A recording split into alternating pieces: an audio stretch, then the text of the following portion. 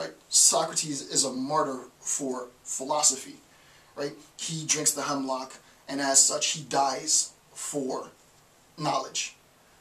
That's what this is a call for, right? This is a call to put yourself, not in a literal position, although, you know, if our president becomes some of these quacks that we have running, people might have to die.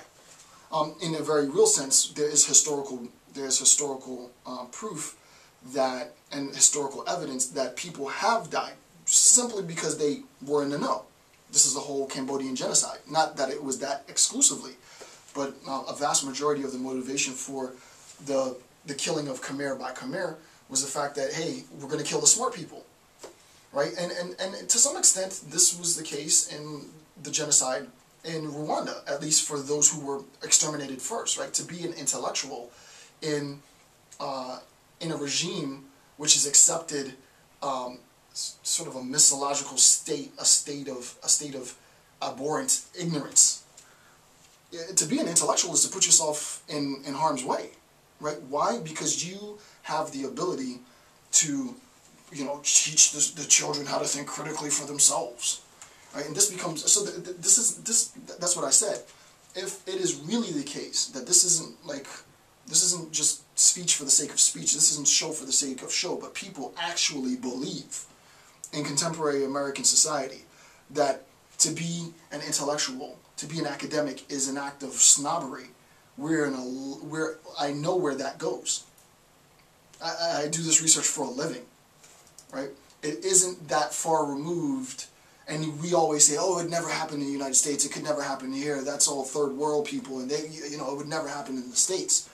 I'm sure they said that as well, right? When you have the ruling establishment saying that, or individuals who are attempting to vie for the ruling establishment saying that, then we might need martyrs for knowledge. Literal.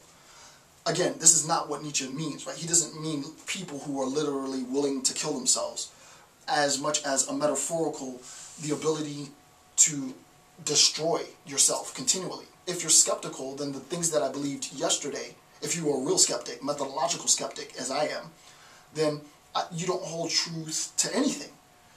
If someone gives me a reason why I shouldn't believe the things that I believe today, and they're convincing enough in their argument, then I'll relinquish all the beliefs that I have today for a better analysis, right? That is to reconstruct oneself by destroying the things that we hold to be true. Okay, so to skip down, it's 417.3. He has a number 3 there. This is the section that I'm going to read. Thereupon I advanced further down the road of disintegration of self, where I found new sources of strength for the individual. We have to be destroyers. We, philosophers, have to be, and this isn't just philosophers as professional PhD philosophers, philosophers of any, you know, Joe on the street, John or Jane Doe on the street who loves knowledge, who is in it for learning, who doesn't think learning is an act of snobbery. I perceive that the state of disintegration in which individual natures can perfect themselves as never before is an image of isolated examples of existence in general. To the paralyzing sense of general disintegration and incompleteness, I oppose the eternal recurrence, a general disintegration. The act, the creative element of recreating the philosopher, so this would be the recreated or reconceptualized philosopher, right? The reconceptualized philosopher is a consequence of the disintegration of self. And what does he mean by that? The disintegration of self, remember, for Nietzsche, will and self are inseparable, right?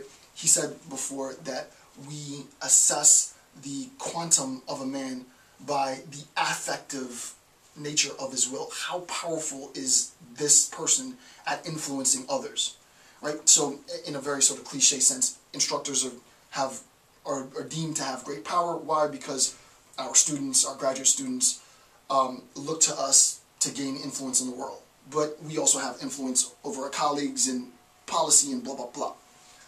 The idea is we reconceptualize who it is we are by assuming, right?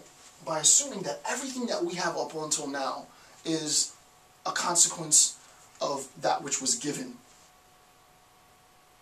Right? Of course it was given, right? The institution gives power to the instructor. Any instructor could have had my job, right? If they had the credentials and they were the best candidate, they could have had the job.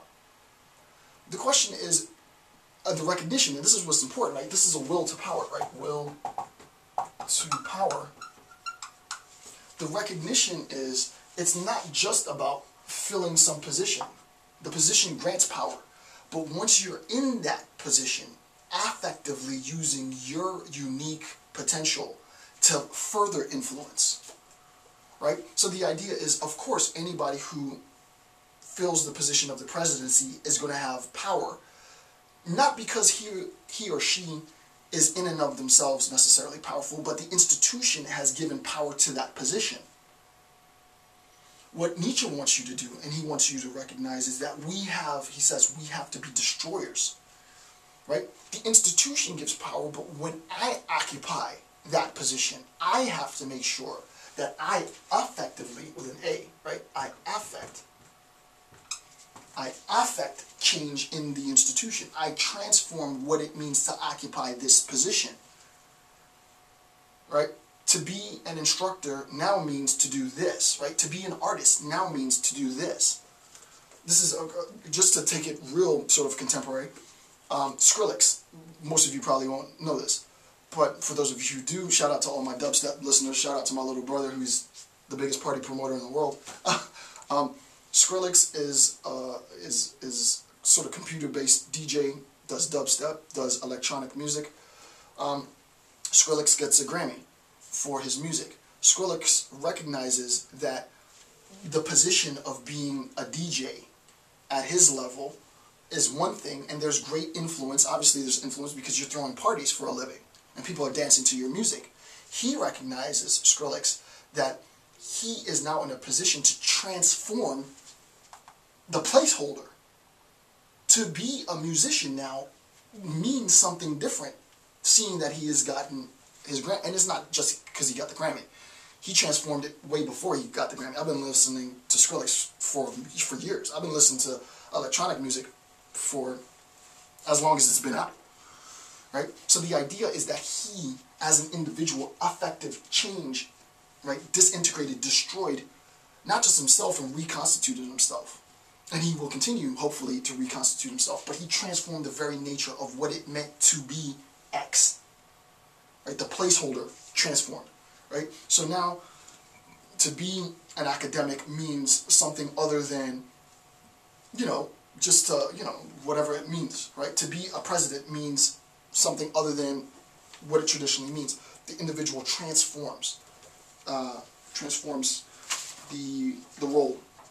So, very important. Okay, so I told you about the destroyers, that was number 2. Number 3, I just love this line, right? Nietzsche says, all bridges are broken. Everything's broken. Nothing works, except the rainbow bridges of concepts. It's just a great line, right? The idea, I think he's being a bit tongue-in-cheek here, but the idea is, it really is about conceptual analysis, right? Especially as a social scientist. That's what we have. That's our currency, right? Conceptual analysis. All of us use it to varying degrees. We all have canonical texts that talk about the various methodologies with which you conduct this type of research, how you go about doing this, what are the ethics of that, right? All of us as social scientists, irrespective of our disciplines, deal in the currency of concepts. For Nietzsche, Nietzsche says in note 3, all bridges are broken except the rainbow bridges of concepts. We have to recognize that this is what's important. Concept formation, not just analysis, right? Concept analysis is important. As I said, sort of accepting the canon, inheriting the concepts that we are members of. So, you could be a postmodern theorist, you could be a post-relativist, you could be post-structuralist, there's in philosophy, you can be existentialist, you can be a phenomenologist, you can be what have you. There's so many things that you can be, right? So it's not just about accepting those labels as much as it is recreating something new. So for me, and I don't have a label for it yet, but I'm going to take the main Thinkers Gazette freer,